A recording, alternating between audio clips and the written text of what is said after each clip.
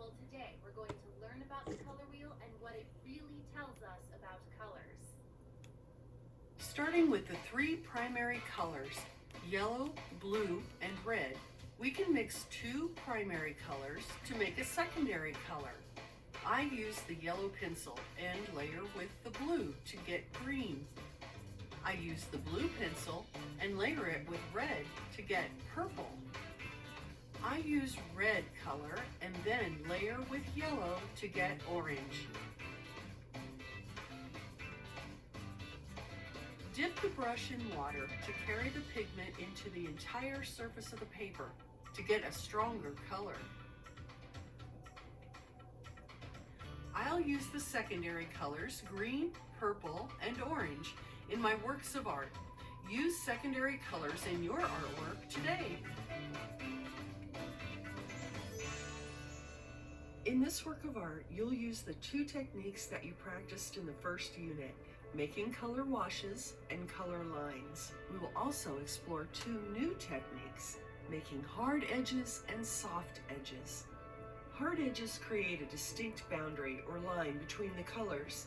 Here, a hard edge shows where one side of the barn ends and the other side begins.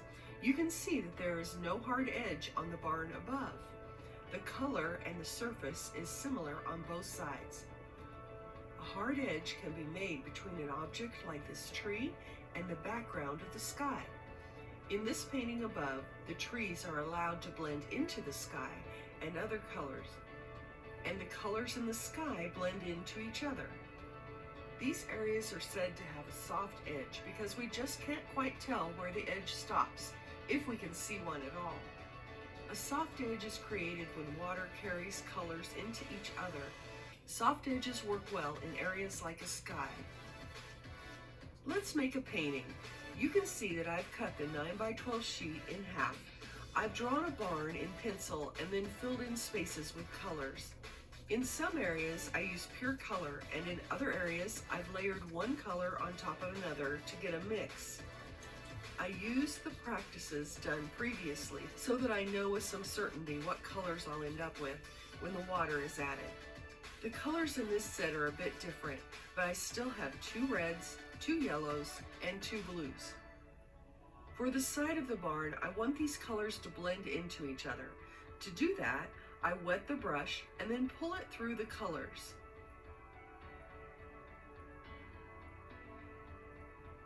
Notice that the brush is never pounded and pushed. I want the hairs to stay together, so I use a pulling motion.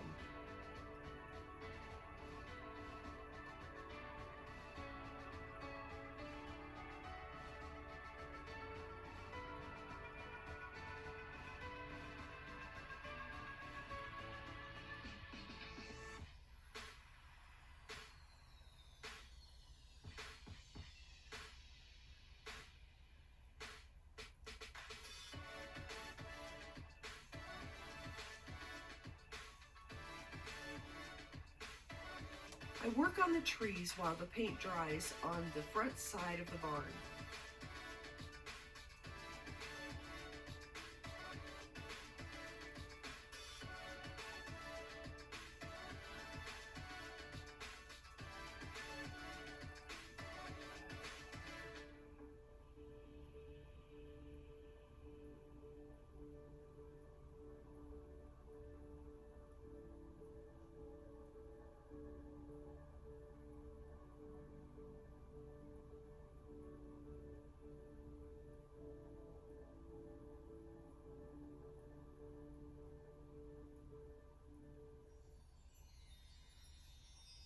Once it's dry, I activated the black shadow with water.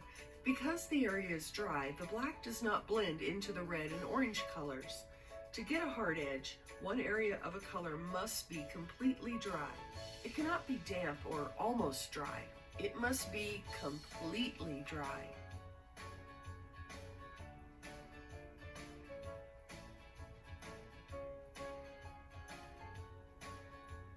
On the side of the barn, I want to mix the black into the colors, so I pull it down into the other colors. Now I've created a soft edge.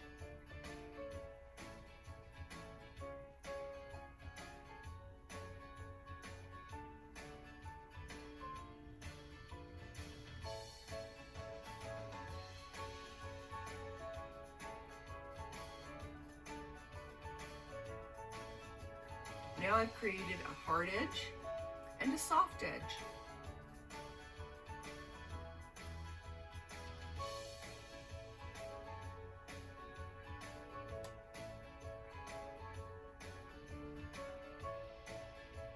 On the roof, I leave some spaces untouched so that the white of the paper shows through.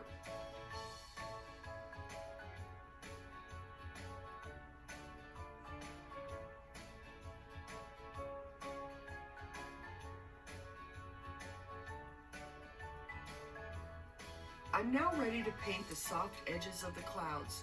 Don't be afraid to move the paper so that you can reach into an area like this without dragging your hands all over the wet paper. I like the mop brush to work from light to dark and create soft edges, but you can use the round brush to do similar strokes. Starting in the white area, I work into the color, making my brush go round and round. This prevents hard lines, and I usually dip the brush in the water to keep the area very wet. I can move the color around a bit with the brush. Watercolor, like no other medium, teaches us how to think about our art. We can make our best plans, but the water is the boss. It moves the pigment around and creates surprises. We need to expect surprises. We can learn to be confident that even when we did not plan a certain outcome, that thing that went wrong will usually not hurt our picture, and the surprises that watercolor brings is what makes it fun. Practice feeling confident about your art. Practice not worrying about each and every detail being just the way you expected it. You are learning how to use color knowledge so that you create colors that are closer to what you expect. You're learning how to control the water to make hard and soft edges, and perhaps most importantly, you're learning how to relax and let the unexpected surprises be a good thing. If your painting gets out of control, just stop for a moment and tell yourself that this picture is worth finishing.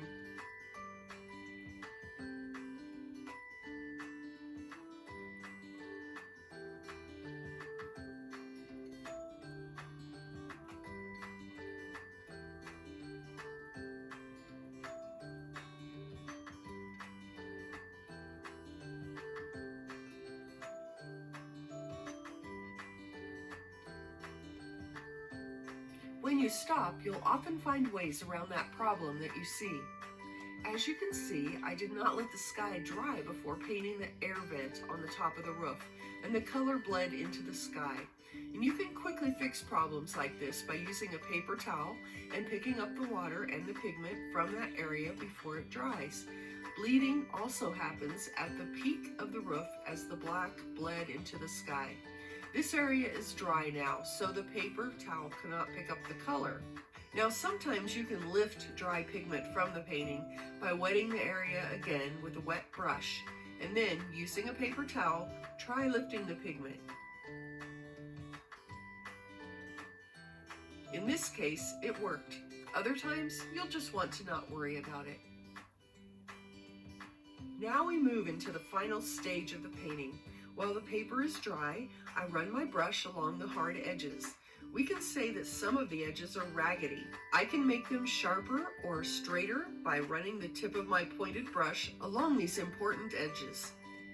This is also a good time to sharpen the edges by using a sharp pencil and drawing some lines. Use dry colored pencil over the completely dry painting. If the area is damp or only partially dry, the pencil cannot make sharp lines. I focus on corners and edges.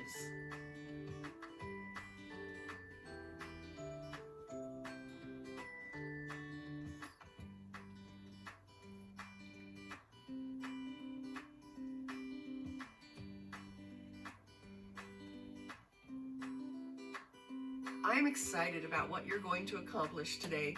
Now it's your turn to find out how your watercolor pencils mix and make a painting with hard and soft edges. Remember, it's all about how you handle the water.